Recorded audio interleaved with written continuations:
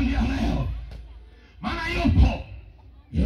Kwa nini uteseke na pombe inakutesa? Sema. Na wala hukuzaliwa na pombe. Kwa nini mizimu ikutese? Wewe hukuzaliwa na mizimu, ulizaliwa na Mungu mwenyewe. Na kwa mfano wake, toka mahali ambako ulipo. Amina. Ni maamuzi uamue. Uamue jioni ya leo. Amina. Yeye yupo aliyetwika huzuni zako. Aliyechukua masikitiko yako na akabeba mizigo yako yote. Laana zote. Wewe hujazaliwa na laana. Ni umechagua mwenyewe. Amen. Ukuzaliwa fukara kama unavyofikiria. Ni wewe, maamuzi ya kwako. Kila mmoja ana maamuzi. Mahali ulipo ni maamuzi yako tu. Hata wakati wa Yesu anakuja hapa duniani, anafanyika mwili, alikuta dini zipo. Hiyo. Alikuta Mafarisayo walikuwepo. Wengi tu. Alikuta Masadukayo walikuwepo. Na madhehebu mengi ya mahuru yalikuwepo. Na akawaambia habari njema, akawaambia tubuni, maana ufalme wa Mungu umekaribia. Tunapotangaza habari hizi za Yesu Kristo, tunakwambia ya kwamba tubu dhambi zako, maana ufalme wa Mungu umekaribia. Siku zako za kuishi hapa duniani hazihesabiki, zina mwisho wake, zina muda wake. Ukikaa na dhambi utakufa na kisha utakwenda jehanamu. Ni leo, ni haki yako na ni siku yako ya kuamua ugeuke, umrudie Muumba wako, yule ambaye alikuumba kwa sura yake na kwa mfano wake. Yeye alizichukua dhambi akazigongomelea pale msalabani. Kwa kifo chake sisi tunapata ondoleo la dhambi. Hata wewe ukiamini jioni hii ya leo unapata msamaha wa dhambi, kwa sababu tayari ilishafanyika. Inakungoja wewe maamuzi yako, inakungoja wewe kuchukua hatua ili uungane na wana wa Mungu wanaomsifu katika roho na kweli, wanaomwabudu katika roho na kweli. Hawateswi tena na mapepo, hawateswi tena na mizimu, hawateswi tena na wachawi, maana yupo mchawi wa wachawi, Yesu Kristo mwana wa Mungu aliye hai. Ukiwa ndani yake, mchawi yeyote hawezi kukuona. Haleluya. Watateswa wengine lakini sio wewe. Watawaroga wengine lakini sio wewe. Watawatumia bundi lakini sio wewe. Bundi akitumwa kwako sana kwama tu. Anakula panya tu. Na hawezi kutoka. Hawezi kutoka. Amen. Siku moja tukiwa Tabora pale Chelo. Toka tu kanisani kama hapa, kanisa kama hili hapa, na nyumba iko kama pale. Sikia kila jioni usiku unasikia bundi anaanza kulia. Nasema sasa ngana nasifu au manake naye lazima asifu. Bundi sio mchawi, ila wapo wanaomtumia. Sema. Haleluya. Fisi wala sio mchawi, wapo tu wanaompanda. Ndio. Kwa ni kiumbe tu, ni mnyama tu. Na yupo kwa ajili ya utukufu wa Mungu tu. Bundi akawa anajiriria zake. Si hata kama ni redio. Hata TV unayo, si ndio? Hiyo una remote bwana. Amen.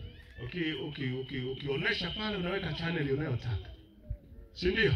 Amen. Ukiona hiyo channel imekuchosha, unabadilisha.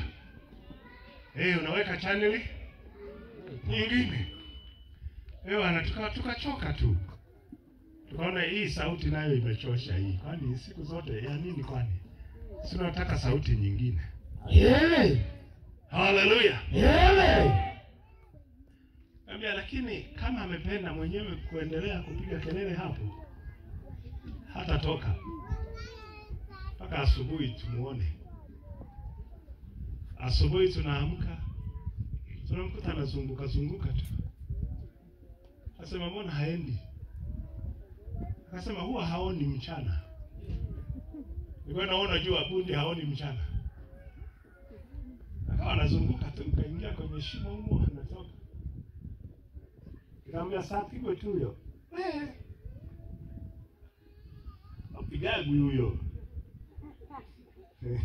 Nikamwambia mbona wakupiga tu?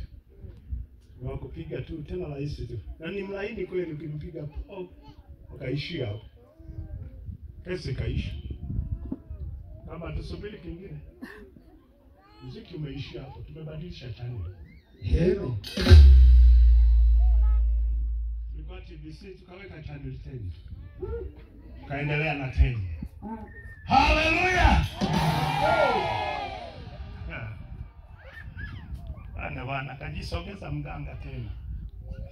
Tunakaa karibu tu. Wale tumepanga, yani ni kama hapa na nyumba hiyo. Hiyo. Na sisi tunaketi hapa.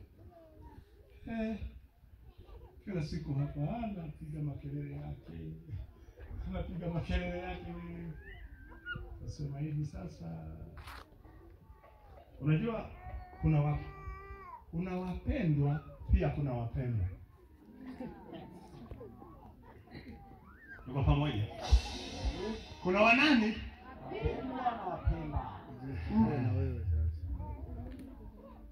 Na wote wana asili yao na tabia zao.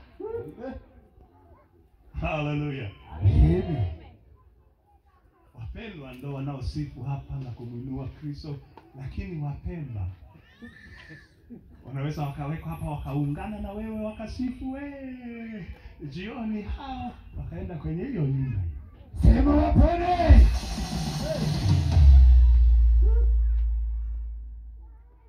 Hao ni wanani? Na inawezekana kabisa, yani wamejaa wapemba.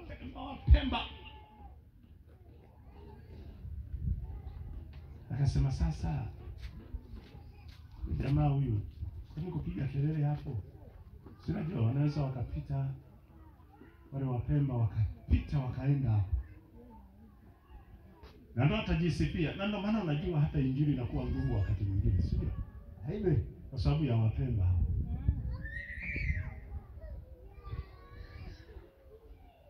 Tukampa siku hizi tatu tu. Nasema sasa leo na kesho kutwa hatuhitaji kumuona. Ameweka na bango.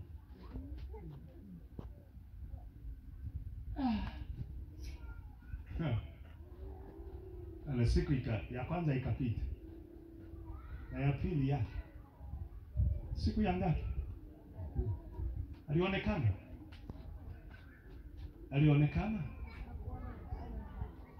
Alikuwa namuuliza mwenzangu hapo, alionekana. Usiku tunaamka ile siku ya tatu, kibao hakipo, nyumba imefungwa.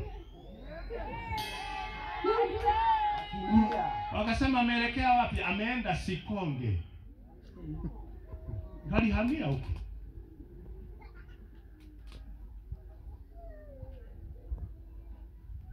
Iko 1190.